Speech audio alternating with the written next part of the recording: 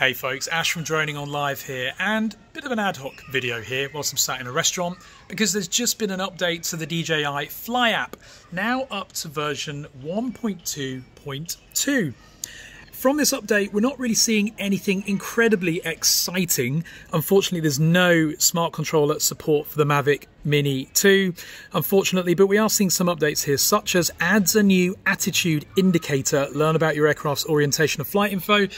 That's more of a telemetry update, I guess, so that when you're flying, you can see which way the drone is pointing. I think it relates to the icon bottom left of the DJI Fly app. We also have add flight tips. Now that's really not a very exciting one at all.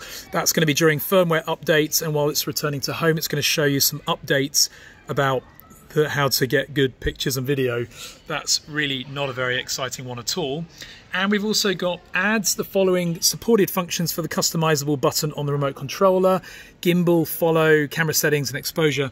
That's just increasing the configuration options for the DJI Fly app, as we've seen on the DJI Go app. Not a bad thing, but nothing to really get very excited about for Christmas.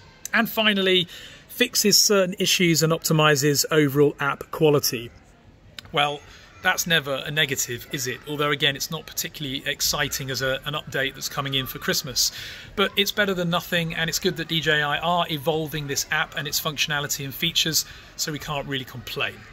But we really want to see Mini 2 support for the smart controller. Hopefully that will be coming very soon. Comment below with what you'd like to see in the next release of DJI Fly. Can they do better than this? I think so.